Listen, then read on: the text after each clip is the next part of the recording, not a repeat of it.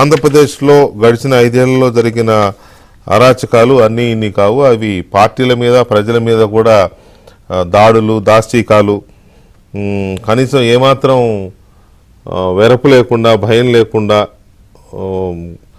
కాలకే సైన్యంలాగా కొంతమంది తయారయ్యి ఇష్టారాజ్యంగా దాడులు చేసే సందర్భాలు మనం చూసాం. ప్రజల మీద చేశారు, వ్యక్తుల మీద చేశారు, మహిళల మీద చేశారు, దళితుల మీద, బలహీన వర్గాల మీద, మైనార్టీల మీద, వాళ్ళు వీళ్ళని లేదు, ఎవరు అడ్డొస్తే వాళ్ళకి చేశారు. ఎవరి మీద దాడి జరిగి ఎవరి మీద వాళ్ళకి కోపం వస్తే వాళ్ళ మీద చేశారు. ఎవరి ఆస్తులు లాక్కుందాం అనుకుంటే వాళ్ళని చేశారు. సో ఇలాంటి సిచ్యువేషన్లో మనకు బాగా గుర్తున్న ఒక అంశము 2021 అక్టోబర్ 19 ఆ రోజున తెలుగుదేశం పార్టీ రాష్ట్ర కార్యాలయం మంగళగిరి సమీపంలో ఉంటుంది. ఆ కార్యాలయం మీద పడి ఇష్టారాజ్యంగా పగలగొట్టి అద్దాలు పగలగొట్టి 100 మంది 200-300 మంది వైసీపీ రౌడీలు గూండాలు దాడి చేసి దాన్ని నాశనం చేశారు. సరే, ఎందుకు చేశారు ఏంటి అంటే రాష్ట్రంలో గంజాయి విపరీతంగా పోతోంది అని టీడీపీ దాని మీద కొంత గట్టిగానే మాట్లాడడము, చిన్న ఉద్యమం చేయడం అట్లా చేస్తోంది. సో మరి ఆ గంజాయి తాగేళ్ళు కొట్టారా, లేకపోతే గంజాయి మా ఉపాధిని దెబ్బతీస్తున్నారా అనుకున్నారా లేదా తెలియదు, కానీ కొంతమంది అయితే ఆ కారణంగానే వెళ్ళి ఆ కార్యాలయం మీద దాడి చేయము, దొరికిన వాళ్ళని దొరికినట్టు కొట్టడం ఇదంతా జరిగింది. ఆ తర్వాత వెళ్ళి కంప్లైంట్ ఇస్తే పోలీసులు కంప్లైంట్ కూడా తీసుకోవాలా. అన్నిటికంటే విచిత్రమైన పరిస్థితి ఏంటంటే ఎవరో జగన్మోహన్ రెడ్డి గారు సీఎం కదా, ఎవరు అడిగారు ఏంటంటే ఇట్లా దాడి చేశారు కార్యాలయం మీద, వాళ్ళు టీడీపీ వాళ్ళు విమర్శలు చేస్తున్నారని ఎవరో రిపోర్టర్ ఎవరో అడిగితే మా వాళ్ళకి బీపీ వస్తే అలాగుంటుందని ఆయన అన్నాడు. మా కార్యకర్తలకు బీపీ వస్తే ఇలాగే ఉంటుందని. సో అలాంటి సిచ్యువేషన్లో మరి ఆ బీపీ వచ్చిన వాళ్ళు ఎవరు, ఆ బీపీ వచ్చిన వాళ్ళని పోలీసులు ఎంతమందిని పట్టుకున్నారు, అలా బీపీతో పాటు ఇంకేమైనా రకరకాల వ్యాధులు ఉన్న వాళ్ళు రాష్ట్రంలో ఎంతమంది ఉన్నారు, వాళ్ళందరూ ఏమేం చేశారు, వాళ్ళందరి మీద కూడా ప్రభుత్వం మొదలుపెట్టిందా ఈ పరిశోధన, వాళ్ళని తీసుకురావడము, వాళ్ళ మీద కేసులు శిక్షలు ఇలాంటివి మొదలుపెట్టిందా, ఈ అంశాలు కొంచెం ఆసక్తికరంగా ఉన్నాయి. అన్నిటికీ మించి వాళ్ళేం ఊరికే రాలే, ఎవరో వెహికల్స్ ఇస్తే ఎవరో డబ్బులు ఇస్తే వచ్చి మరీ దాడులు చేశారు. ఆ ఇచ్చిన వాళ్ళు ఎవరు, వెనుకున్నది ఎవరు? పర్టికులర్గా టీడీపీ కార్యాలయం మీద జరిగిన దాడి విషయంలో వైసీపీ లీడర్ గుంటూరు నగరానికి చెందిన లేళ్ల అప్పిరెడ్డి గారు అండ్ విజయవాడకు చెందిన దేవినేని అవినాష్ గారు, వీళ్ళిద్దరి పేర్లే ప్రముఖంగా వినిపిస్తున్నాయి. అప్పటి నుంచి ఇప్పటివరకు వినిపిస్తూనే ఉన్నాయి. వాళ్లే మనుషుల్ని పంపించారు. వాళ్ళ మనుషులే అక్కడికి వచ్చి వాళ్ళ దగ్గర రౌడీలుగా పనిచేసే వాళ్ళు కొంతమంది వచ్చి దాడి చేశారు అనేది పెద్ద చర్చ జరుగుతోంది. సో వీటి మీద ప్రభుత్వం ఎలా ఆలోచిస్తోంది, ఆ వెనుకున్న అదృశ్య శక్తుల్ని మేము నాయకులు అని చెప్పుకునే వాళ్ళని ఎలా చూస్తుంది ప్రభుత్వం? ఈ అంశం జగన్మోహన్ రెడ్డి గారి హయాంలో విచ్చలవిడిగా చెలరేగిపోయి రాష్ట్రం పైన, ప్రజలపైన, పేదలపైన దాడులు చేసిన పార్టీలపైన, ప్రజలపైన దాడులు చేసిన ముష్కర మూకల మీద ప్రస్తుత ప్రభుత్వ వైఖరి ఎలా ఉంది అనే దాని మీద మనం చర్చను చూస్తున్నాం. మనతో కొలికిపూడి శ్రీనివాసరావు గారు ఉన్నారు, బాలకోటే గారు ఉన్నారు, అలాగే మాజీ జడ్జి రామకృష్ణ గారు కూడా జాయిన్ అవుతున్నారు. ముందుగా కొలికిపూడి గారు, ఈ రౌడీ మూకలు గడిచిన 5 ఏళ్లలో చేసిన దాడులకు సంబంధించి ఎలాంటి యాక్షన్ ప్లాన్ తీసుకున్నారు మీరు?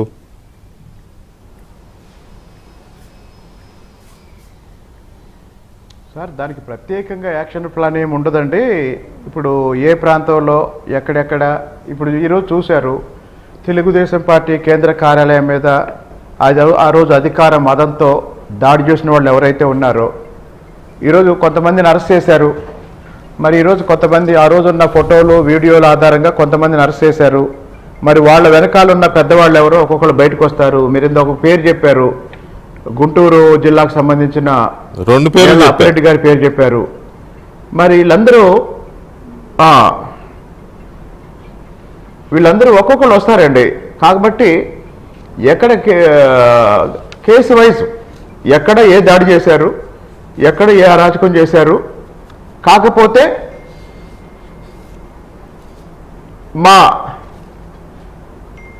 పార్టీ నాయకత్వం ఇప్పుడు మీకు ఇంతకుముందు మీరు సమయ పాలన అనే పదం వినుంటారు. సమయ పాలన. అవును. ఇప్పుడు నడుస్తుంది సంయమన పాలన. సంయమన పాలన. కాబట్టి కాకపోతే ఇప్పుడు మరీ పరిస్థితి దారుణంగా ఉన్నప్పుడు నాలంటోడు కాస్త తిరగబడతాడు. కాకపోతే కార్యకర్తల్ని, పార్టీని, సంయమన పాలనలో కూడా తిరగబడుతున్నారు మీరంటే మీకు బీపీ ఉండాలి ఖచ్చితంగా. మీకు బీపీ పేషెంటా మీరు? నాకేముండదండి. నాది ఒకటే, రాష్ట్ర ప్రయోజనాలు, పార్టీ ప్రయోజనాలు, కార్యకర్తల ప్రయోజనాలు. అప్పుడు జగన్మోహన్ రెడ్డి గారు అన్నారు కదా, టీడీపీ కార్యాలయం మీద దాడి జరిగినప్పుడు అడిగితే ఏమన్నారు ఆయన, మా వాళ్ళు అంటే ఊరుకుంటారు, మా వాళ్ళు కూడా బీపీ పెరుగుద్ది కదా అని అన్నారు కదా. మరి ఆ బీపీ ఏంటి పరిస్థితి? మీకు లేవు ఆ బీపీలు? వాడేదో పిచ్చోడు అన్నాడండి. వాడికి ఉన్నట్టు అందరికి ఉండాలని లేదు కదా. సరే, ఇప్పుడు ఆ దాంట్లో ఆ రోజు టీడీపీ కార్యాలయం మీద మీరు విజువల్స్లో కూడా చూడొచ్చు. టీడీపీ కార్యాలయం మీద దాదాపు ఒక 300-400 మంది వచ్చి దాడి చేశారు ఆ రోజు. మీకు గుర్తుండే ఉంటుంది. 300-400 మంది వచ్చి దాడి చేస్తే అప్పుడు ఫిర్యాదు తీసుకోవాలా, కంప్లైంట్ ఇస్తే తీసుకోవాలా, పార్టీ కార్యదర్శి ఎవరు ఇచ్చినా కూడా తీసుకోవాలా. ఇప్పుడు మీ వాళ్ళు వచ్చిన మీ ప్రభుత్వం అధికారంలోకి వచ్చిన తర్వాత దాదాపు చెప్పండి. ఆ రోజు మా పార్టీ కేంద్ర కార్యాలయం మీద దాడి జరిగినప్పుడు మేము ఫిర్యాదు ఇస్తే తీసుకోలేదు. కానీ నిన్న నా మీద వైసీపీ వాళ్ళు ఫిర్యాదు ఇస్తే ప్రభుత్వం మాదైనా సరే చట్టబద్ధంగా పనిచేస్తున్న క్రమంలో భాగంగా నా మీద కూడా కేసు పెట్టారు. కాబట్టి వాళ్ళ అరాచకం జనం చూశారు. మా చట్టబద్ధ పాలన కూడా జనం చూస్తారు. నేను కాదనట్లా, మీ సంయమన పాలన, మీ చట్టబద్ధ పాలన చూస్తారు ప్రజలు, నేను కాదనట్లా. నా పాయింట్ ఏంటంటే అప్పుడు పోలీసులు ఫిర్యాదు కూడా తీసుకోలేదు. ఇప్పుడు కార్యాలయం మీద దాడి చేసిన దాని మీద 4 రోజుల నుంచి కంప్లైంట్ ఇచ్చి ఆ ఫిర్యాదు అప్పటి కేసు అది బయటికి తీసి ఇప్పుడు చూస్తున్నారు కదా. 300-400 మంది వచ్చి దాడి చేస్తే 5గురు పట్టుకున్నారు. నిజంగా పోలీసులకి ఎవరు చేశారో, ఎవరెవరు పాల్గొన్నారో, చేయించిన వాళ్ళు ఎవరో తెలియదా? 4 రోజులు వేసి వలేసి పట్టుకుంటే 5గురు దొరుకుతారా? అన్ని 100 మంది ఆ రకంగా మందలుగా వచ్చి మీద పడితే దొరకరా శ్రీనివాసరావు గారు? సార్ ఇప్పుడు తీగ లాగారండి, డొంక కదిలిద్ది, వెయిట్ చేయండి. నాకేం సంబరం లేదు, నేనే వెయిట్ చేయడం, నేను ఏమీ వెయిట్ చేయను, మీ ఇష్టం.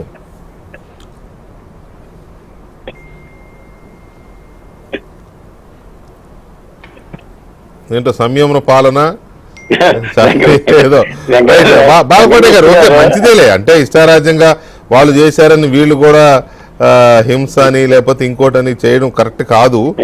దేనికైనా చట్ట ప్రకారమే వెళ్ళాలి, రాజ్యాంగానికి లోబడి చేయాలి. అయితే ఇక్కడ పాయింట్ ఏంటంటే ఈ రకంగా 100 మంది దాడి చేస్తే కూడా 5గురే దొరికారు అని అంటే పోలీసులకు తెలియదు అంటారా? ఆ ప్రాంతంలో పనిచేసే పోలీసులకి ఎవరెవరు పాల్గొన్నారు దాడిలో అందరికీ తెలిసిందే కదా.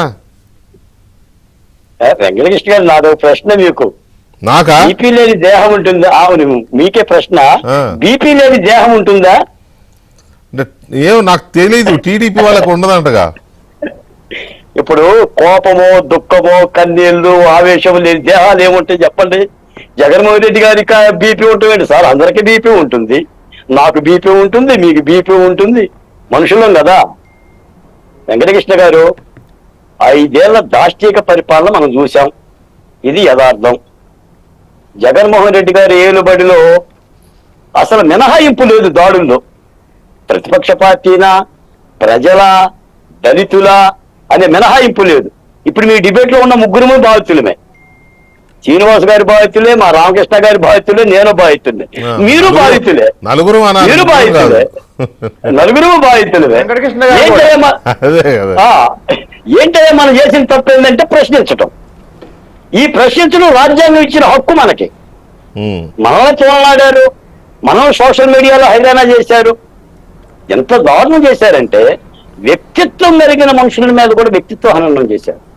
అసలు చంపటము, చావగొట్టడము, అరెస్ట్ చేయటము, కేసులు పెట్టడం వేరు, అసలు హననం చేశారు.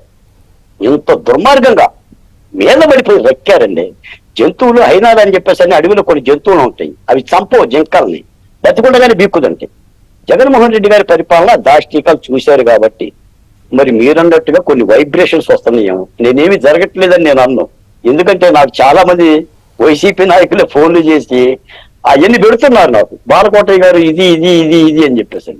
విజయం వచ్చిన తర్వాత ఒక వైసీపీ ముఖ్య నాయకుడు నన్ను కలిసి, బాలకోటయ్య గారు మీకు నమస్కారం, ఈ విజయంలో మీ పాత్ర కూడా ఉందని మీకు ధన్యవాదాలంటే ఏంటి అన్న, ఒకవేళ కనుక కూటమి కనుక గెలవకపోతే ఆంధ్రప్రదేశ్ లో నరమేధం జరిగేదండి అని సాక్షాత్ వైసీపీ నాయకుడు. నిజమే, నిజంగా కూటమి కనుక ఇంతటి ఘనాతి ఘన విజయం కనుక సాధించకపోతే ఆంధ్రప్రదేశ్ యొక్క పరిస్థితి, అది అమరావతి కాదండి, గెలిచాక కూడా ప్రభుత్వం మారిన తర్వాత కూడా 3-4 పేకలకు వచ్చి చంపారు కదా. పేకలకు వచ్చి చంపారు. కాబట్టి శాంతి భద్రతలు ఎలా పర్యవేక్షించాలి, ఎలా చట్టబద్ధమైన చర్యలు తీసుకోవాలని చంద్రబాబు నాయుడు గారికి చెప్పగలిగే అనుభవం నాకు లేదు, ఆ వయసు నాకు లేదు, ఆ పరిణతి నాకు లేదు. కానీ నేను ఒక మాట చెప్తానండి, కంటికి కన్ను సిద్ధాంతం కాదు, పంటికి పన్ను కాదు. మన చేతిలో చట్టాలు ఉన్నాయి. మంత్రులైనా, ఎమ్మెల్యేలైనా, రాజకీయ నాయకులైనా చట్టాలు స్వయంగా చేతుల్లోకి తీసుకోకుండా ఖచ్చితంగా చట్టాలకు పొద్దున పెడితే పెద్ద ఎత్తున 72 అడుగుల జైలు గోడలు ఉన్నాయి, మూసేయొచ్చు చట్ట ప్రకారంగా. మీకు తెలుసో లేదో, మన ప్రియాంకారెడ్డి హైదరాబాద్ లో ఆ దుర్మార్గం జరిగితే, ఆ సంఘటన జరిగిన తర్వాత మరొక అత్యాచారం లేదుగా హైదరాబాద్ లో.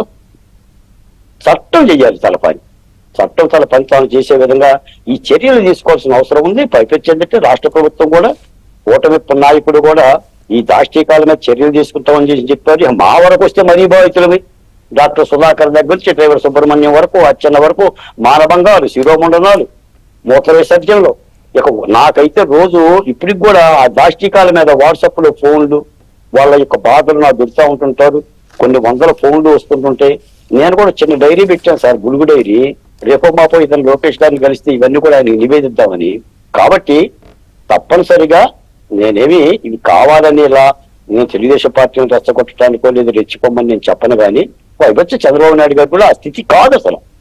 నాకు తెలిసి చాలా ఉదారమైన మనిషి అండి చంద్రబాబు నాయుడు గారు. మితవాదము, అతివాదం, ఉదారవాదం అని 3 వాదాలు ఉన్నాయి.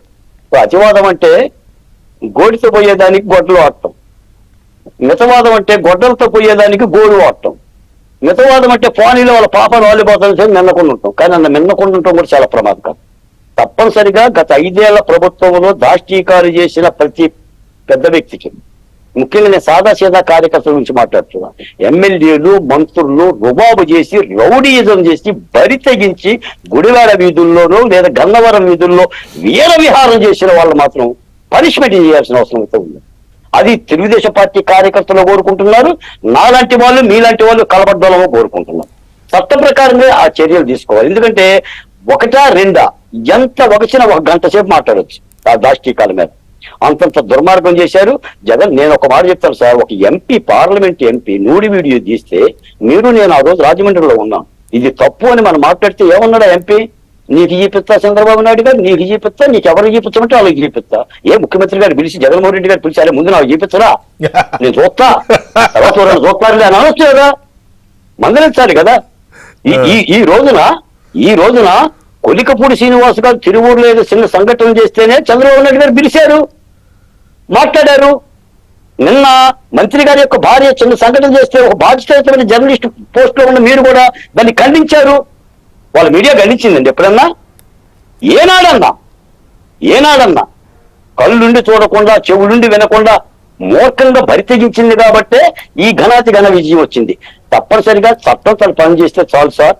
ఈ రోజున వాళ్ళు ఏదో అంటున్నారు, ఇవాళ బీహార్ అయిపోయింది, 20 రోజుల్లో బీహార్ అయిపోయింది, తాలిబాన్ల రాజ్యం అయిపోయి, మా పేరుని నాని గారి రోజు అదే పని, అయ్యో దాష్టీకాలు, అయ్యో దాష్టీకాలు. ఏం జరిగిందో నాకైతే అర్థం కావట్లా. ఇంకా వాళ్ళు సజ్జగా ప్రమాణ స్వీకారం చేయలే, సజ్జగా కుర్చీలో కూర్చోలా. ఆ చంద్రబాబు నాయుడు గారు పోలవరం పోతుండో, అమరావతి పోతుండో, ఢిల్లీ పోతుండో, మోడీ గారి దగ్గర నుంచి ఎలా నిధులు తెచ్చుకోవాలి, కేంద్రం చెయ్యి లేకుండా, కేంద్రం కలుసైగా లేకుండా, కేంద్రం యొక్క సహకారం లేకుండా ఆంధ్ర రాష్ట్రం బయటపడే పరిస్థితి లేదు. ఒక అద్భుతమైన అవకాశం వచ్చింది ఎన్డీఏకి, ఆంధ్రప్రదేశ్ ఏపీ ఎన్డీఏకి.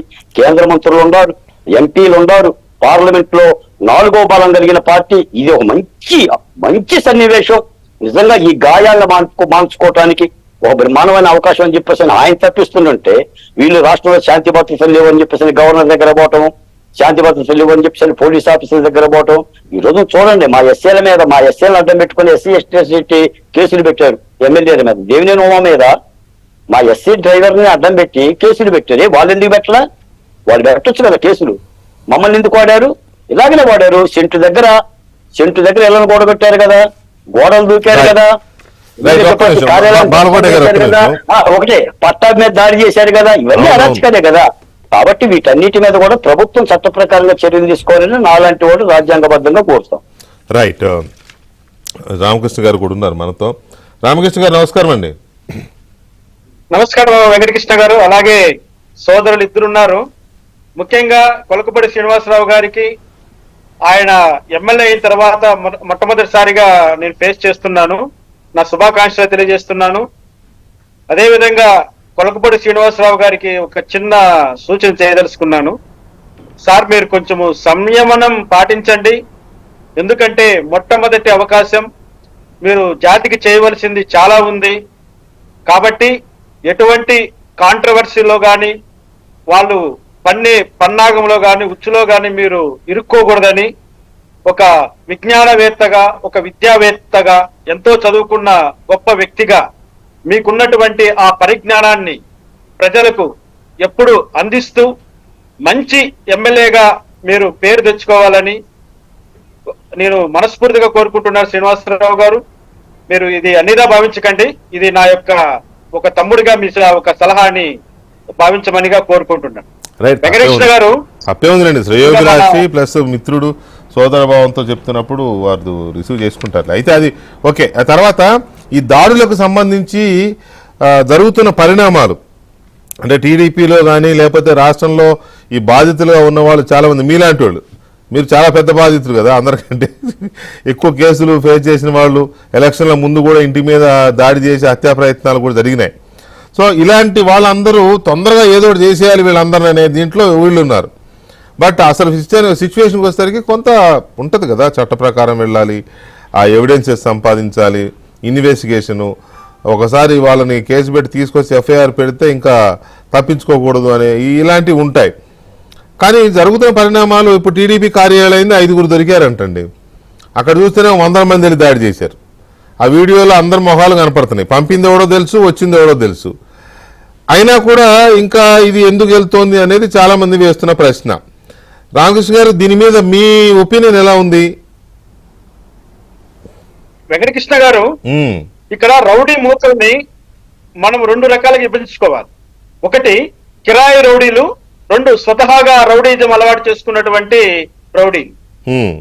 ఎక్కడైనా ఒక వ్యక్తి పైన దాడి చేయడం కోసము, లేకపోతే ఒక వ్యవస్థ పైన దాడి చేయడం కోసము ఈ యొక్క కిరాయి రౌడీలను సహజంగా రౌడీలు తోడు తెచ్చుకుంటుంటారు. మనము గత 5 సంవత్సరాల వైఎస్ఆర్సీపీ పాలనలో మనం చూసినట్లయితే, మంగళగిరిలోని తెలుగుదేశం పార్టీ జాతీయ కార్యాలయం పైన దాడి చేసిండేది చాలా చిన్న సంఘటన అని నేను అభిప్రాయపడుతున్నాను. ఎందుకంటే మా చిత్తూరు జిల్లాలో, ఉమ్మడి చిత్తూరు జిల్లాలో నారా చంద్రబాబు నాయుడు గారు ప్రతిపక్ష హోదాలో ప్రతిపక్ష నాయుడుగా ఆయన వచ్చినప్పుడు అంగళ్ళలో జరిగినటువంటి ఇన్సిడెంట్ అయితేనేమి, ఉంగునూరులో జరిగినటువంటి ఇన్సిడెంట్ అయితేనేమి ఎంత టెరిఫిక్ గా ఉందో ఒకసారి చూడండి. ఎంత దుర్మార్గం అంటే చంద్రబాబు నాయుడు గారికి జిప్పు ఇప్పి చూపించారండి. అవును, ఇప్పటికీ అది చూస్తుంటే నరాల్లోన ఒక ఆవేశం అన్నది కట్టలు తెంచుకుంటోంది. అరే, ఎంత బరి తెగించారు అంటే, పోలీసులు చుట్టూరా ఉండంగా పోలీసుల సమక్షంలో ఒకడు జిప్పి ఇప్పి చూపించి సవాలు విసురుతుంటే ఏమీ చేయలేని నిస్సహాయ స్థితిలో ఉండిపోయి వాళ్ళ దగ్గర తన్నులు తిని కూడా మళ్ళీ జైలుకి వెళ్లాల్సి వచ్చింది టీడీపీ కార్యకర్తలు అంగళ్ళు కేసులో. మరి మాకు కోపం రాదండి? ఆవేశం ఉండదా? చట్టము తన పని తను చేసుకుపోతుందని ఎన్ని రోజులు సర్దుకు కూర్చోవాలి?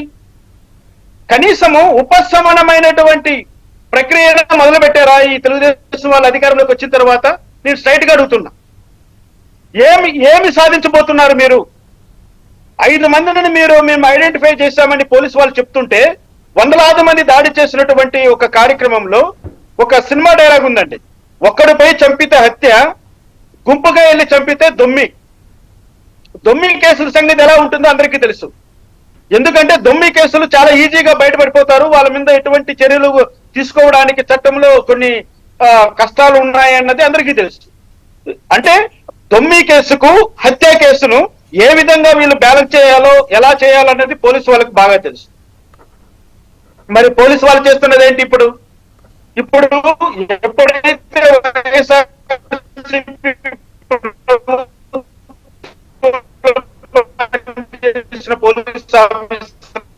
ఇప్పుడు పనిచేస్తున్నారు, వాళ్ళే వస్తుంది ఏదో మనం ఊహించింది జరుగుతుందని అనుకోవడం కూడా తప్పు అవుతుంది. కానీ తప్పును సరిచేయాలి కదా.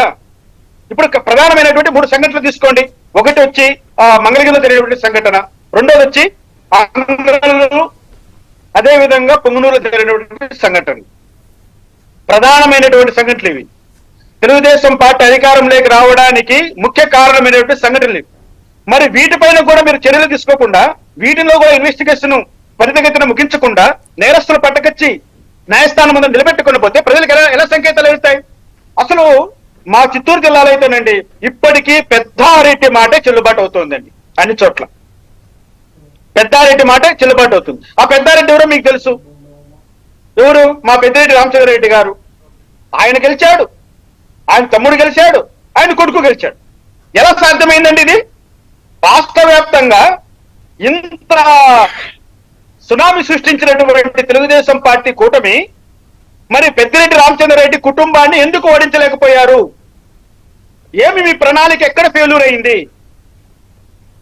మీరు వేసుకున్నటువంటి రాజకీయ ఎత్తుగడలు ఏమైపోయాయి? పొంగునూరు పుడింగి అంటూ మాటలు చెప్పిన వాళ్ళు ఆ పొంగునూరు పుడింగి ఎందుకు చెక్ పెట్టలేకపోయారు? అక్కడ మీరు తీసుకున్న చర్యలేంటి? చెప్పాలంటే జీరో. పెద్దిరెడ్డి రామచంద్రారెడ్డికి రెడ్ కార్పెట్ పరిచేశారు, ద్వారకనాథ్ రెడ్డికి రెడ్ కార్పెట్ పరిచేశారు, మిథున్ రెడ్డికి రెడ్ కార్పెట్ పరిచేశారు, వాళ్ళు గెలవడానికి అవకాశం కల్పించారు. వాళ్ళు చేసిన అక్రమాల గురించి మాట్లాడిన వాళ్ళందరినీ కూడా ఈ రోజు ఎక్కడ కనిపించకుండా చేసేశారు చిత్తూరు జిల్లాలో. మళ్ళీ పెద్దిరెడ్డి రామచంద్రారెడ్డి రాజ్యాంగమే నడుస్తుంది కానీ మరి ప్రభుత్వం ఎలా నడుస్తుందని మేము ఎలా భావించగలుగుతామండి వెంకటకృష్ణ గారు? ఇక్కడ ఇప్పుడు నోరెత్తిరే మాట్లాడలేకపోతున్నాం. ఇప్పటికిప్పుడు నా పరిస్థితి ఏంటంటే నేను ఇప్పటికీ కూడా ఎక్కడ కూడా పోలీస్ స్టేషన్ కానీ ఎంఆర్ఓ ఆఫీస్ కానీ పోయి మాకు జరిగిన 5 సంవత్సరాలు జరిగిన అన్యాయాన్ని సరిచేసుకోవడానికి కూడా మేము అడుగు పెట్టలేకపోతున్నాం ఇప్పటికీ కూడా. ఎందుకంటే ఆయన మాట ఇంటున్నారు. ఇప్పుడు కూడా మీరు కంప్లైంట్ ఇస్తే గానీ లేకపోతే మీరు ఏదైనా చెప్తే కూడా పోలీసులు రిసీవ్ చేసుకోవట్లేదా? లేదు. ఈ రోజు మళ్ళీ హైకోర్టుకు వచ్చానండి. హైకోర్టుకు వచ్చి ఇప్పుడే వస్తున్నాను. హైకోర్టు నుంచి ఈ రోజు మళ్ళీ పిటిషన్ వేసాను. రేపు మళ్ళీ హీరింగ్ వస్తుంది. ఎంత ఖర్చు పెట్టుకుంటాము, ఎన్నిసార్లు హైకోర్టు చుట్టూ తిరుగుతాము, ఎన్నిసార్లు జిల్లా కోర్టులు చుట్టూ తిరుగుతాము, ఇప్పటికి కూడా పోలీసులు స్పందించట్లేదు. అంటే మీరు ఎలా వీళ్ళు సంయమ, మన ఇంతకుముందు కొలకపూడి గారు అన్నారు మాట, సంయమ పాటిస్తున్నామని. సంయమనం పాటించాల్సింది ఉంది. రాజ్యాంగబద్ధంగా అన్ని చేసుకుందాం. మీరు రాజ్యాంగబద్ధంగా ఈ రోజు అధికారంలోకి వచ్చారు. ఒక మాట చెప్పండి సూటిగా, నేను అడుగుతున్నా, ఛాలెంజ్ చేసి అడుగుతున్నా. రాజ్యాంగాన్ని ప్రకారమే మీరు ఈరోజు అధికారంలోకి వచ్చారా? ఆ రాజ్యాంగం మిమ్మల్ని ఈ రోజు అధికారంలోకి తీసుకొచ్చి కూర్చోబెట్టిందా? ఆ రాజ్యాంగం ఈ రోజు మంత్రి పదవులు మీకు కట్టబెట్టిందా? మీకు ఎమ్మెల్యే దగ్గర కట్టబెట్టిందా రాజ్యాంగము? రాజ్యాంగం కట్టబెట్టలే, రాష్ట్ర ప్రజలు కట్టబెట్టారు. ప్రాణాలకు తెగించి పోరాడారు. పోలింగ్ బూతుల్లో ప్రాణాలకు పణంగా పెట్టారు. పరణాల్లో చూశాం. పోలింగ్ ఏజెంట్లు, తెలుగుదేశం పార్టీ కార్యకర్తలు, ప్రజలు సలసల మండేటువంటి తమ రక్తాన్ని దారపోసి ఈరోజు కూటమి ప్రభుత్వాన్ని ఈరోజు తీసుకొచ్చి కూర్చోబెట్టారు. ఈరోజు మేము కోరుకుంటున్నాం, తప్పు చేసిన వాడికి శిక్ష పడాలని కోరుకుంటున్నాం. తప్పుడు మార్గంలో ప్రయాణించిన వాడిని లోపల బొక్కలు వేయాలని మేము కోరుకుంటున్నాం. పెద్దిరెడ్డి రామచంద్రారెడ్డి పైన మీరు ఏం చర్యలు తీసుకోబోతున్నారు చెప్పండి ప్రజలకి. చెప్తున్న దాన్ని బట్టి కాదు రామకృష్ణ గారు, మీరును బాలకోటయ్య గారు చెప్తున్న దాని ప్రకారం చూస్తే ఒకటి గడిచిన కాలంలో జరిగిన ఆ దాడులు వాళ్ళకు సంబంధించిన చర్యల మీద ఒక ఎలాంటి చర్యలు ఉండబోతున్నాయనే దాని మీద ఇంకా ఒక యాక్షన్ ప్లాన్ కనబడట్లేదు. తీసుకుంటారు మెల్లిగా, చట్ట ప్రకారం వెళ్తాము, తొందరపడొద్దు అనేది చెప్తున్నారని అంటున్నారు. నిజానికి కూడా ఓకే, ఓవర్ నైట్ వచ్చేసాం కదా అని చెప్పేసి ఇళ్ల మీద పడి దాడులు చేసుకుంటూ పోతే అది మళ్ళీ బూమరాంగ్ అవుతుంది. పద్ధతి ప్రకారం వెళ్ళాలి ఒకటి. రెండవది, ఇప్పుడు మీరు చెప్తున్నది ఏంటంటే ఇప్పటికి కూడా పరిస్థితి మారలేదని. ఇప్పటికి కూడా పోలీస్ స్టేషన్స్లో, పోలీసుల్లో చాలా చోట్ల పరిస్థితి మారలేదు. వాళ్ళు ఇంకా అదే మైండ్ సెట్లో ఉన్నారు. ఇందాక కొలికపూడి గారు అన్నారు, ఇందాక ఇప్పటికీ చాలా మంది అధికారులు, పోలీసులు ఇంకా వైసీపీ మైకల్లోనే ఉన్నారని ఆయన కూడా అన్నాడు ఇందాక మాట్లాడుతూ.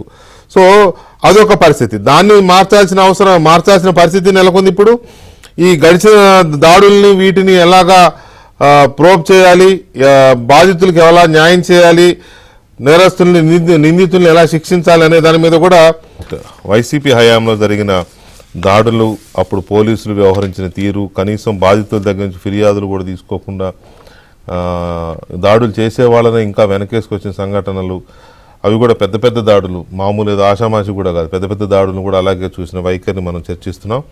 సో అప్పటి దాడులు జరిగిన వాటిలో కొన్ని ఘటనలు ఇంకా చాలా కళ్ళ ముందు మెదులుతూనే ఉంటాయి. డాక్టర్ సుధాకర్ చనిపోవడం గురించి, ఆయన రోడ్డు మీద పడుకోబెట్టి హింసించడం కావచ్చు, లేకపోతే డ్రైవర్ సుబ్రహ్మణ్యాన్ని హత్య చేసి డోర్ డెలివరీ చేయడం కావచ్చు, కర్నూలులో అబ్దుల్ సలాం కుటుంబాన్ని ఇది చేయడం కావచ్చు, ఇట్లా రకరకాలుగా. లేకపోతే టీడీపీ నాయకులు బోండా ఉమామహేశ్వరరావు అండ్ బుద్దా వెంకన్న వాళ్ళు మాచర్ల పార్టీ పని మీద వెళితే అక్కడ ఒక రౌడీ పెద్ద విజువల్స్ ఇప్పటిదాకా చూస్తూనే ఉన్నారు మీరు, కారు అద్దాలు పగలగొట్టి అందులోంచి చంపడానికి చేసిన ప్రయత్నం. ఇలాంటి ఘటనలు ఎన్నో, ఒకటి కాదు రెండు కాదు. చివరికి టీడీపీ అధికార ప్రతినిధి పట్టాభిరామ్ ఇంటిపైన దాడి జరగడం, ఆయన చంపాలని చూడడం దొరికితే, ఆ తర్వాత మరి రెండోసారి అదే పట్టాభిని ఏదో పని మీద గన్నవరం వెళితే ఆయన్ని పోలీసులే కిడ్నాప్ చేసిన తీరు, ఇలాంటి ఘటనలు ఒకటి కాదు రెండు కాదు. వాటన్నిటి మీద ఎలాంటి యాక్షన్ ఉంటుంది అనేది ఆసక్తిగా చూస్తున్నారు. కానీ ప్రభుత్వం ఏం చేస్తుంది, పొలిటికల్గా దానికి ఒక స్ట్రాటజీ ఉంటుంది, అది సెకండరీ. కానీ ఆసక్తిగా చూస్తున్నమాట వాస్తవం. సో మనతో పట్టాభి గారు కూడా టెలిఫోన్ లైన్లో ఉన్నారు, ఒకసారి మాట్లాడదాం. పట్టాభి గారు నమస్కారం. నమస్కారం వికే గారు. బీపీ తగ్గిందా ఇప్పుడు? బాగా తగ్గే క్వశ్చనే లేదు, అది తగ్గే క్వశ్చనే ఉండదు. టాబ్లెట్లు కూడా మా బీపీకి నిజమైనటువంటి టాబ్లెట్ ఇవాళ ఐపీసీలో ఉన్నటువంటి మోస్ట్ పవర్ఫుల్ సెక్షన్ లో, సో ఆ టాబ్లెట్లు పడితే గానీ మా బీపీ తగ్గదు. మరి అట్లా కనపట్లేదు కదా. యాక్షన్ స్టార్ట్ అయింది సార్.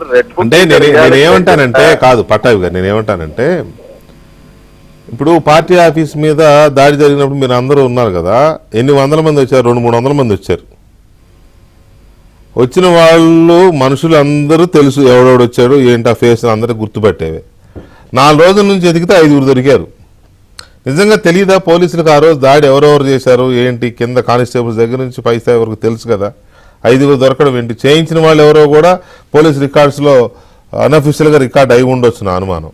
అలాగే మీ ఇంటి మీద దాడి, మీ ఇంటి మీద దాడి చేసింది ఎవరో, చేయించింది ఎవరో, మీ పాపతో సహా ఇంట్లో వాళ్ళని భయభ్రాంతులకు గురి చేసింది ఎవరో, మిమ్మల్ని గన్నవరం నుంచి కిడ్నాప్ చేసిన పోలీసులు ఎవరో, ఇవన్నీ తెలియదా పోలీసు ఉన్నతాధికారులకి? నేను అనేది అవి.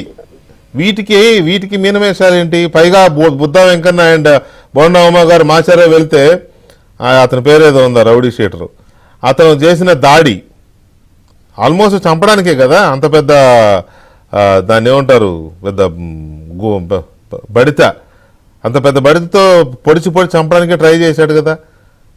ఆ పేరుతో సహా తెలుసు. అతను తర్వాత మున్సిపల్ చైర్మన్ కూడా అయ్యాడు. సో నేను అనేది వీటికి సంబంధించి ఏంటి అసలు, ఏం ఆలోచిస్తున్నారు? వికే గారు, నేను ఒకటి చాలా స్పష్టంగా చెప్పదలుచుకున్నాను ఈ రోజున మీ డిబేట్ ద్వారా. Red book is a reality. Operation start అయింది, సో వేట మొదలైంది. పార్టీ కార్యాలయం పైన దాడి చేసినటువంటి వారి లిస్ట్ అంతా కూడా రెడీ అయింది. చేయించిన వాళ్ళు అదే చేసిన వాళ్ళు, చేయించిన వాళ్ళు కూడా. చేయించిన వాళ్ళు లేళ్ల అప్పిరెడ్డి, విజయవాడలో పిల్ల సైకో ఈడు దేవినేని అవినాష్, నందిగం సురేష్, ఆళ్ల రామకృష్ణారెడ్డి ఈ నలుగురు వెనకుండి నడిపించారు under the direction of Talasila Raghuram. పేర్లు కూడా చెప్తున్నా. సో ఇదంతా జాబితా రెడీ అయింది సార్, జాబితా రెడీ అయింది. ఇప్పుడు మీకు తెలిసి ఒక 4-5 అని మీరు చెప్తా ఉన్నారు. ఇంకా వేట నడుస్తా ఉంది. 5-6 స్పెషల్ టీమ్స్ ఏర్పాటు చేశాము. ఒక్క పార్టీ కార్యాలయం పైన దాడే కాదు, మా ఇంటి పైన దాడి చేసిన వాళ్ళ ఎఫ్ఐఆర్లు తీసాం. అప్పుడన్నీ ఏదో తూతు మంత్రంగా ఏదో ఎఫ్ఐఆర్లు పెట్టారు. దానిలో అప్పుడు CCTV ఫుటేజ్లు ఉన్నాయి. నన్ను మా కాలనీలో నా కార్ ఆపి ఒక 10 మంది నన్ను అటాక్ చేసి నన్ను చెత్తగొట్టారు. ఆ ఎఫ్ఐఆర్ తీసాం, గన్నవరం ఎఫ్ఐఆర్ తీసాం, అన్ని ఎఫ్ఐఆర్లు బయటికి తీసాం. అవన్నీ కూడా స్టార్ట్ అయింది, ఆపరేషన్ మొదలైంది. మీరు దాని ఫలితాలు కొద్ది గంటల్లోనే చూస్తారు. ఎవడిని వదిలిపెట్టేది లేదు. ఇవాళ నేను ఇంకోటి కూడా చెప్తా ఉన్నా, అరే మీరందరూ కూడా నిద్రలేని రాత్రులు వైసీపీ పిల్లసైకో ముఠాలు ఇప్పుడు అన్ని చెప్పా కదా. ముందుగా ఈ 4 ముఠాల బ్యాచ్ సభ్యులు చెప్తున్నా, మీకు ఇవాళ నుంచి నిద్ర ఉండదు. నిద్ర లేని రాత్రులు గడిపి తీరాల్సిందే. ఏ నిమిషం ఎప్పుడైనా మీరు ఎక్కడ దాక్కున్నా, ఏ కలుగులో దాక్కున్నా మిమ్మల్ని బయటకు ఈడ్చుకొస్తాం. మేము ఇళ్లలో నుంచి బయటకు వచ్చేసాం కదా, మేము ఎక్కడో సేఫ్ గా ఉన్నామని మీరు అనుకుంటున్నారేమో. మీ పైన అన్ని రకాలుగా నిఘా పెట్టాము. టెక్నాలజీని మీకంటే మేము బ్రహ్మాండంగా వాడగలవరా? ఏదో మీరే పెద్ద తోపులు అనుకున్నారా ఏంటి టెక్నాలజీ వాడటంలో? చంద్రబాబు నాయుడు గారి టెక్నాలజీ వాడకం ఎలా ఉంటుందో మీకు తెలుసు కదా. సో మీకంటే 10 రెట్లు మేము టెక్నాలజీ వాడగలం. మీరు ఎక్కడ దాక్కున్నా మిమ్మల్ని ఈడ్చుకొస్తాం. చట్టబద్ధంగా మీకు ఏ రకమైనటువంటి శిక్షలు వేయాలి అవన్నీ రెడీగా ఈ డిబేట్ లో పట్టాభి గారు, ఈ డిబేట్ లో ఎమ్మెల్యే కొలికపూడి శ్రీనివాసరావు గారు కూడా ఉన్నారు. ఆయన ఏమంటారంటే చంద్రబాబు నాయుడు గారి పాలన ఇప్పుడు ఈ టర్మ్ అంతా కూడా సమయ పాలనతో పాటు సంయమన పాలన ఉంటుంది అంటున్నారు. మీరేమో చూసుకోండి తాడేపేడ ఎట్టుంటుందో చూడండి మీరే అంటున్నారు. నిజంగా ఇప్పుడు సంయమనం పాటించడం అంటే ఏంటి? మేము డైరెక్ట్ గా యాక్షన్ లోకి దిగకపోవటం. మేము యాక్షన్ లోకి దిగితే ఇప్పటికి లెక్కలన్నీ సెటిల్ అయిపోయాయి. అదే మేము సంయమనం పాటించడం అంటే ప్రత్యక్షంగా మేము యాక్షన్ లోకి దిగకుండా చట్టబద్ధంగా చేస్తా ఉన్నాం. ఎందుకంటే మేమే నేరుగా యాక్షన్ లోకి దిగి నాకు ఎంతసేపు అండి, నాకు నిమిషం పని ఇవాళ గుణదలు వెళ్ళటానికి. మా ఇంటి నుంచి గుణదలు ఎంత దూరం? నేను చేయలేను ఆ పని. నా ఇంటి మీద పడినట్టు నేను ఆ ఇంటి మీద పడలేను వెళ్ళి. కానీ మీరు వెళ్తే చట్టం ఊరుకోదు కదండి, ఎలా ఊరుకుంటుంది మీరు వెళ్తే? చట్టం మేము అదే చెప్తున్నా, సంయమనం పాటించడం అంటే మేము క్రమశిక్షణగా మెలగటమే సంయమనం పాటించటం. మా నాయకుడు మాకు అటువంటి పనులు ఎప్పుడు కూడా ఆ రకమైనటువంటి పనులు చేయమని ప్రోత్సహించలేదు కాబట్టి మేము సంయమనం పాటిస్తా ఉన్నాం. చట్టబద్ధంగా ముందుకు వెళ్తున్నాం. ఇవాళ చట్టపరంగా కూడా వాళ్ళని కఠినంగా శిక్షించేటటువంటి అనేక మార్గాలు ఉన్నాయి. ఇవాళ వాళ్ళకి కొమ్ము కాసినటువంటి అధికారులందరినీ కూడా ఏరవతలు పారేస్తా ఉన్నాం. సిస్టమ్ ప్రక్షాళన చేస్తా ఉన్నాం. నిజాయితీ గల అధికారులకు పోస్టింగ్లు వస్తా ఉన్నాయి. అన్ని స్థాయిల్లో కూడా వస్తారు. ఒకళ్ళిద్దరి మధ్య ఏదో గుట్టి చప్పుడు కాకుండా వెళ్ళి దూరారు, వాళ్ళని కూడా ఏరేసాం. మొన్న ఒకటి దూరాడు, దుర్గా కిషోర్ గారి బర్త్డే సెలబ్రేట్ చేసిన ఒక సీఏ గారి దూరాడు. వాడిని అది రియలైజ్ అయ్యారు, అమ్మటే తీసాను వీఆర్లో వేశారు. కాబట్టి కలుపు మొత్తాన్ని ఏరేస్తాం. నిజాయితీ గల అధికారులని మంచి స్థానాల్లో కూర్చోబెడతాం. వాళ్ళ ద్వారా ఇవాళ ఈ గతంలో ఈ దాడులు చేసినటువంటి ముఠాలు, ఈ సైకో ముఠాలందరినీ కూడా ఈడ్చుకొచ్చి కటకటాల వెనక పడేస్తాం. అవసరం అయితే జైళ్లు సరిపోతే ఒక 2-3 నెలల్లో ఇంకా దాని కెపాసిటీని పెంచి మరీ లోపలేస్తాం. మాకేం దానిలో మొహమాటం లేదు. వాడు ఎంతటి స్థాయివాడైనా. ఇవాళ ఏంటండి నెల్లూరు వెళ్ళి ఏంటి పరామర్శించేది? ఈవీఎంలు పగలగొట్టినోడిని ఈయన గారు వెళ్ళి సైకో మాజీ సీఎం వెళ్ళి పరామర్శిస్తాడా? సిగ్గుందా అసలు? ఈ మాజీ ముఖ్యమంత్రి పులివెందుల శాసనసభ్యుడికి కొద్దిగా సిగ్గుందా? ఏ రోజైనా కష్టాల్లో ఉన్నటువంటి ప్రజల్ని పరామర్శించాడండి? ఏ రోజైనా కష్టంలో ఒక ఆత్మహత్య చేసుకున్నటువంటి రైతు కుటుంబం దగ్గరికి వెళ్ళి పరామర్శించాడా? ఇవాళ ఎగేసుకుంటా నెల్లూరు వెళ్ళి ఈవీఎం పగలగొట్టినోడిని, మాచర్ల నియోజకవర్గంలో ప్రజాస్వామ్యాన్ని కూనీ చేసినోడిని ఈ పులివెందుల శాసనసభ్యుడు వెళ్ళి పరామర్శిస్తాడా? ఇదా ఏం మెసేజ్ ఇస్తా ఉన్నావా నువ్వు పరామర్శించినంత మాత్రాన వాడికి ఏమన్నా సింపతి పెరుగుద్ది అనుకుంటున్నావా? నువ్వు ఇటువంటి పనులు చేస్తే ఇంకా ఇప్పటికే భూస్థాపితం అయిపోయావు. ఇంకా అడ్రస్ లేకుండా రేపు ఇప్పుడు నిన్ను కనీసం పులివెందుల శాసనసభ్యుడని పిలుస్తా ఉన్నాం. రేపటి రోజున అది కూడా ఉండదు, నీకు ఆ టైటిల్ కూడా ఉండదు. కాబట్టి ఇదేదో హీరోయిజం కాదు. వెళ్ళి సైకోల్ని జైళ్లలో పరామర్శించడం అనేది ఏమన్నా హీరోయిజమా? ఎంతమందిని పరామర్శిస్తావా? నేను చెప్తా ఉన్నా జగన్ రెడ్డి, నువ్వు 365 రోజులు జైలు అమ్మటే తిరుగుతావు పరామర్శించుకోవడానికి. కొన్ని రోజులకి పరామర్శించడానికి నువ్వు జైలు లోపల ఉంటే జైల్లో పరామర్శించుకో. ఏముంది పరామర్శ ఏముంది పెద్ద, ఇప్పుడు ఏదో లిమిటెడ్ గా ఉంటే పరామర్శిస్తారండి, ఎక్కువ బాగా కుప్పలుగా ఉంటే మానేస్తారు, పరామర్శ ఈయన మానేస్తారు. వెళ్తాడు కదా సార్, ఈయన ఉన్న ఈ బుద్ధిమంతుడే ఏంటి, ఈయన ఉన్న పెద్ద నీతిమంతుడా, ఈయన కూడా వెళ్తాడు రేపు ఖచ్చితంగా. అవి కూడా ఇప్పుడు చూశారు, రేషన్ బియ్యాన్ని పందికొక్కులాగా మెక్కేశారు, కొన్ని వేల టన్నులు బయటపడుతా ఉన్నాయి, లిక్కర్ లో పందికొక్కులన్నీ బయట తీస్తా ఉన్నారు, వెనకున్నది ఈయనే కదా. కాబట్టి ఈయన కూడా ఏదో జైల్లో సెటిల్ అవుతారు, అక్కడ పరామర్శించుకోమనండి. రైట్, పక్క సెల్ లో ఉన్నవాడిని లేదా పక్క బ్లాక్ లో ఉన్నవాడిని పరామర్శించుకోమని చెప్పండి. రైట్ పట్టాభి గారు, నేను ఎందుకులే చెప్పడం, వాళ్ళు వినే ఉంటారు, వినేవాళ్ళు, నేను చెప్పడం ఎందుకు మళ్ళీ. మీ ద్వారా, మీ డిబేట్ ద్వారా తెలియజేస్తున్నాం సార్. మీ డిబేట్ ని అందరూ మీరు అనుకుంటున్నారు టీడీపీ వాళ్ళే చూస్తారని, మొత్తం ప్రపంచం అంతా మీ డిబేట్ చూస్తే వైసీపీ సైకోలు మరీ చూస్తున్నారు ఇప్పుడు. అమ్మ మన పరిస్థితి ఏంట్రా బాబు అని చెప్పి. Okay okay, thank you Pattabhi గారు. రైట్, కొలిగిపూడి గారు, ఇక్కడ రెండు విషయాలు మనకు అర్థమవుతున్నాయి. ఒకటి, జగన్మోహన్ రెడ్డి గారి ప్రభుత్వ హయాంలో జరిగిన దాడులు, వైసీపీ నాయకులు, కార్యకర్తలు లేదా రౌడీలు, గుండాలు చేసిన దాడులు, వాటి పరిస్థితి ఏంటి అనేది ఒక చర్చ నడుస్తుంది. ఇంకోవైపు ఇందాక వాళ్ళిద్దరూ, మీరు కూడా ఫర్ దట్ మ్యాటర్ మీరు ముగ్గురు మాట్లాడిన దాంట్లో ఏంటంటే ఇప్పటికీ కూడా పరిస్థితిలో మార్పు లేదు చాలా చోట్ల. మీరు కూడా అన్నారు ఇప్పటికీ అధికారులు కొంతమంది ఇంకా వైసీపీ మైకల్లో ఉన్నారు, పోలీసులు అధికారులని. రామకృష్ణ గారు అయితే ఇప్పటికీ కంప్లైంట్ తీసుకోవట్లేదు వెళ్తే అని, బాలకోటే గారు అదే చెప్తా ఉన్నారు. సో ఇది రెండో పార్శ్వం. ఈ రెండింటిని చూసినప్పుడు కొంత మరి అసంతృప్తి అనే పదం వాడను కానీ నేను, ఏదో మరి కొంత మెత్తగా ఉన్నారు, లేకపోతే ఇంకా ఏదో చూడనట్టు వదిలేస్తున్నారు అనే సిగ్నల్ అయితే పోతున్నట్టుంది జనంలోకి, నా అబ్జర్వేషన్. కొలికిపూడి గారు. సార్ ఏమి లేదండి, అధికారాన్ని బాధ్యతగా ఫీల్ అయ్యేటప్పుడు రాక్షస సంహారం కూడా రాజ్యాంగ పరిధిలో జరగాలనుకున్నప్పుడు, ఇప్పుడు చంద్రబాబు నాయుడు గారు 12వ తారీఖున ముఖ్యమంత్రిగా ప్రమాణ స్వీకారం చేశారు. ఈరోజు దాదాపు 20 రోజుల తర్వాత పార్టీ కార్యాలయం మీద దాడికి సంబంధించి కొంతమంది అరెస్ట్ జరిగింది.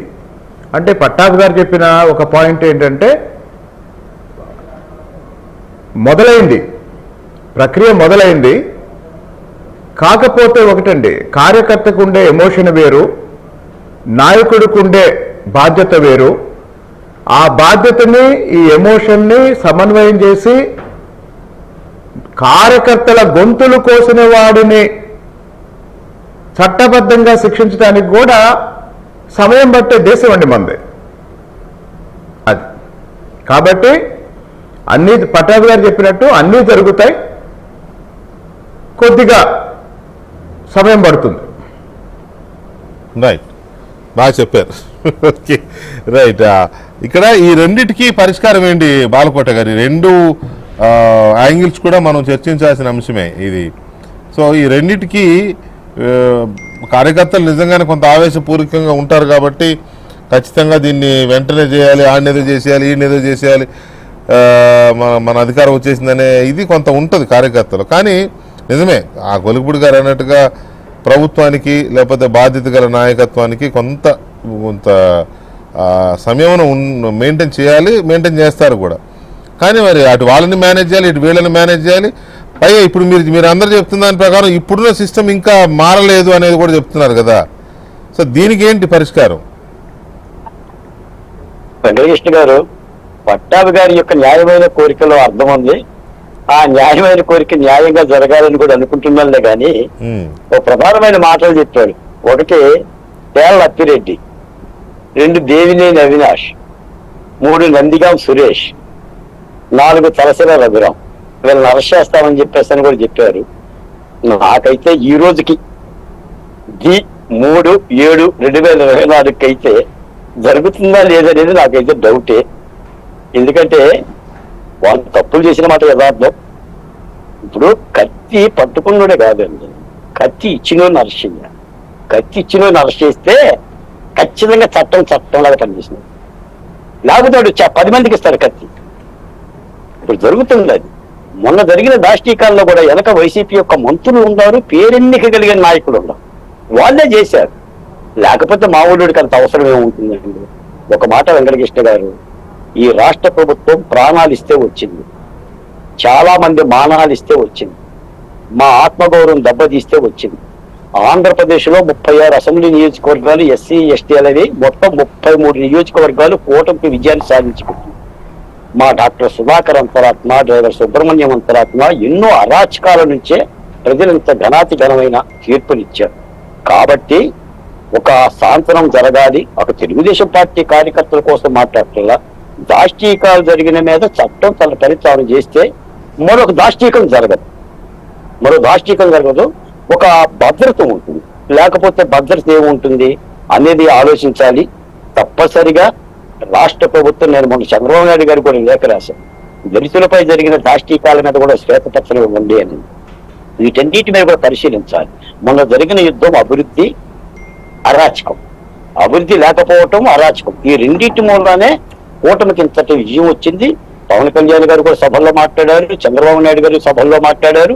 తప్పనిసరిగా వీటి మీద కూడా చర్యలు తీసుకోవాల్సిన అవసరం అయితే చాలా ప్రజలు కోరుతున్నారు. తెలుగుదేశం కార్యకర్తలే కాదు, తప్పు చేస్తున్న అరెస్ట్ చేయకపోతే ఇంకా ఇంకెవరిని అరెస్ట్ చేస్తారండి? మళ్ళీ దాష్టీకం జరపకోకుండా ఒక భద్రత ఉండాలి కదా. ఇప్పుడు అసైన్మెంట్ భూములు ఆక్రమించుకున్నారంట. ఎస్సీ ఎస్టీ అట్రాసిటీ యాక్ట్ ప్రకారంగా నష్టపరిహారం కూడా ఇవ్వలేదు చనిపోయిన బిడ్డలకి. అసలు ఓంప్రకాష్ ఏమయ్యాడు తెలియదు, మద్యం ధరల మీద మాట్లాడినాడు. ఇంకా చాలా ఉండేది సార్. వీటి మొత్తం మీద ఒక దర్యాప్తు సంస్థ వేసి చంద్రబాబు నాయుడు గారి ప్రభుత్వం మొత్తం అసలు విశ్లేషణ చేస్తే కుప్పలుగా తెప్పలుగా వానపాములు, కట్లపాములు, తాచుపాములు, ఇలా ఘోరాలు, నేరాలు. ఇప్పుడు రాష్ట్రంలో మనకు తెలుసా ఇంత భవతులు కట్టారు పార్టీ కార్యాలయాలని. ఇప్పుడు నిన్న మొన్న వచ్చింది, అంతకుముందు మనకు తెలియని కూడా తెలియదు. జీవోలను అడ్డం పెట్టుకొని ఇంద్రభవనాలు కట్టారు పార్టీ కార్యాలయాల పేరు మీద, ఆక్రమణలు చేశారు. వీటన్నిటి మీద కూడా సత్వరంగా వీటి మీద కూడా దృష్టి పెట్టాలి. అభివృద్ధి మీద పెట్టాలి, రాష్ట్రాన్ని పచ్చగా ఉంచాలి. రాష్ట్రంలో శాంతి భద్రతలను కనుక కాపాడాలంటే ఆ శాంతి భద్రతలకు వికాసం కలిగే వాళ్ళ మీద మాత్రం చట్టపరమైన చర్యలు తీసుకోవాలనేది ప్రతి తెలుగుదేశం కార్యకర్త 100% నన్ను కూడా అడుగుతున్నదే. చెప్పమంటున్నారు మీ డిబేట్లో బాలకోటి గారు. ఆ దాష్టీకాల మీద జరగబడిందని చెప్పమన్నారు. ఒక్క మాట చెప్తా చివరిగా, హైదరాబాద్ నేను మీ దగ్గరికి వస్తున్నప్పుడు ఇద్దరు నెల్లూరు, పొంగనూరు సంబంధించిన విద్యార్థులు నన్ను రోడ్డు మీద చూసి అన్నయ్య అని వచ్చి నా కాళ్ళ మీద పడ్డారు. ఏంటి అంటే, అన్న మీరు గట్టిగా పోరాడాలన్న జగన్మోహన్ రెడ్డి గారి మీద, లేకపోతే మా ఇళ్ళకి వెళ్ళిపోయి మా అమ్మ నాన్నలు చూసుకోలేము, మా గ్రామాలకు వెళ్ళలేమని అన్నారు. నాకు ఆశ్చర్యం వేసింది. ఏమిటి అని అంటే, బీటెక్ చదివారు, అక్కడ వైసీపీ నాయకులు పెట్టిన కేసులకు భయపడిపోయి పారిపోయి వచ్చారు హైదరాబాద్. కాబట్టి ఈ దాష్టీకాల మీద కూడా రాష్ట్ర ప్రభుత్వం స్పందించాలి. అది నిదానంగా మెజారిటీ అంటే చాలా మంది ఏమంటారంటే నిజమే, ఇప్పుడు ఏదో ఒక ప్రతివాడిని కోపం ఉంది కదా అని చెప్పేసి ఇష్టం వచ్చినట్టు వెళ్ళి కొట్టి చంపేస్తాం, లేదా వాడి ఇంటి మీద దాడి చేస్తాం, వైసీపీ వాళ్ళు చేసినట్టు చేస్తాం అంటే అది నాగరికత అనిపించుకోదు, రాజ్యాంగ పాలన అనిపించుకోదు, అందులో డౌట్ ఏం లేదు. ఇది చాలామంది అంటున్నారు చట్టబద్ధంగానే వెళ్ళాలి అని. కానీ చట్టబద్ధంగా వెళితే కోర్టుల్లో కేసులు మీరు జడ్జిగా చేశారు, ఎలా ఉంటాయో మీకు తెలుసు. మళ్ళీ ఈ ప్రభుత్వ టర్మ్ అయ్యేదాకా ఆ కేసు నడుస్తూనే ఉంటుంది, వాడు బయటే ఉంటాడు. ఇప్పుడు చూడండి, ఆ డ్రైవర్ సుబ్రహ్మణ్యాన్ని నేనే చంపానని ఒప్పుకున్న ఆయన కూడా బయటే ఉన్నాడు హ్యాపీగా. సో ఇలాంటి సిచ్యువేషన్లో ఈ చట్టబద్ధంగా శిక్షలు అనే దాని మీద వాళ్ళకు కొంత అసంతృప్తితో ఉన్నారు. అలాగని చెప్పి వద్దని అనడం లేదు, మనం అసలు ఆ ఆలోచన ఎంకరేజ్ చేయకూడదు. కాబట్టి దానికి మీరు చెప్పే సూచనగానే ఏమైనా ఉందా? వెంకటకృష్ణ గారు, చట్టబద్ధతమైన పాలన అందరము కూడా వెల్కమ్ చేద్దాం. ఎవరు కూడా ఆ చట్టబద్ధతను దాటి వెళ్ళాలని ఎవరు కోరుకోము, నేను కూడా కోరుకోవట్లేదు. కానీ నేను ఇక్కడ ఈ డిబేట్ మూలంగా, ఎందుకంటే తెలుగుదేశం పార్టీకి సంబంధించిన ప్రధానమైనటువంటి వ్యక్తులు ఇద్దరు ఉన్నారు కాబట్టి, పట్టాభి గారు కూడా లైన్ లో మనకు వచ్చారు కాబట్టి నేను ఒక ప్రశ్న అడగదలుచుకున్నాను. పట్టాభి గారు తెలుగుదేశం పార్టీ కార్యాలయం పైన దాడి చేసినటువంటి కేసుల్లో ఏ సెక్షన్స్ పెట్టారు మీరు ఈరోజు? నేను అది అడుగుతున్నా. మీరు పెట్టిన 448లు, 452లు, 307లు ఇవి ఏ మాత్రం పనికొస్తాయో ఒక్కసారి ఆలోచించండి. కొద్ది రోజులు రిమాండ్ చేయడానికి పనికొస్తాయి. మీరు కరెక్ట్ సెక్షన్స్ పెట్టారా? ఇప్పటికైనా అసలు విషయం ఏంటో మీరు స్టడీ చేశారా? తెలుగుదేశం పార్టీ కార్యాలయంపై జరిగినటువంటి దాడి, తెలుగుదేశం పార్టీ కార్యాలయము మీరు ప్రైవేట్ ప్రాపర్టీగా మీరు చూసుకున్నప్పటికీ కూడా ఎక్స్ సీఎం కార్వాన్ అక్కడ ఉంది. మీ విజువల్స్ లో కనపడుతోంది. Ex CM Karwan, it is a public property. ఎందుకు మీరు పబ్లిక్ ప్రాపర్టీ డ్యామేజ్ యాక్ట్ ని ఇంప్లిమెంట్ చేయలేకపోతున్నారు ఈ కేసుల్లో? ఒక్కసారి పబ్లిక్ ప్రాపర్టీ డ్యామేజ్ యాక్ట్ పెడితే ఆ ముద్దాయిలు ఎంత నష్టపోతారో మీకు తెలుసా? విత్ ఇన్ 6 months లోపల వాళ్ళకి ఎంత శిక్ష కావాలంటే అంత శిక్ష పడేటువంటి పబ్లిక్ ప్రాపర్టీ డ్యామేజ్ యాక్ట్ రికవరీలు, దానికి ఉన్నటువంటి స్ట్రింజెంట్ యాక్షన్ గురించి ఎలా మర్చిపోతున్నారండి? ఎక్స్సీఎం కార్వాన్ అన్నది పబ్లిక్ ప్రాపర్టీ కాదా? అది ప్రజల సొత్తుతో కూడినటువంటి వాహనం కాదా? అది దాన్ని అంతా ధ్వంసం చేసింటే మీరు ఎందుకు ఈ యాక్ట్ ని ఇంప్లిమెంట్ చేయట్లేదు? ఎందుకు పీడీ యాక్ట్ పెట్టలేకపోతున్నారు? ఇందులో మీకెవరు న్యాయ సలహాలు ఇవ్వడానికి ఎవరు లేరా? ముందున్న పోలీస్ ఆఫీసర్లు చేసిందే కరెక్ట్ అని 4 పేర్లు చెప్పేసి వాళ్ళు అరెస్ట్ చేస్తామంటే చేస్తారు. 448 లో అరెస్ట్ చేస్తే ఏమవుతుందండి? బెయిలబుల్ అఫెన్స్ లో ఎన్ని రోజులు కోర్టులు వాళ్ళని నిర్బంధించగలుగుతాయి? చట్టంలో వాళ్ళు తప్పించుకోవడానికి అన్ని అవకాశాలు ఉన్నటువంటి సెక్షన్స్ పెట్టి అదే అంటే మీరు అనేది ఏంటంటే రామకృష్ణ గారు, నాకు అర్థమైంది మీరు చెప్పిన దాని ప్రకారం వాళ్ళు కేసు పెట్టేటప్పుడే ఒక స్ట్రింజెంట్ సెక్షన్స్ అప్లై చేయాలి, వాళ్ళు చేసిన నేరానికి తగ్గట్టుగా సెక్షన్లు ఉండాలి, కానీ ఏదో తూతూ మంత్రంగా పెట్టడం వల్ల చట్టంలో ఇంకా ఈజీ అయిపోతుంది వాళ్ళకి అని మీరు చెప్పదలుచుకున్నారు. కంక్లూడ్ చేయండి ప్లీజ్. కాదండి వెంకటకృష్ణ గారు, వైసీపీ వాళ్ళు తప్పుడు కేసులు పెట్టి మా తొక్క తీర్చారండి వాళ్ళు.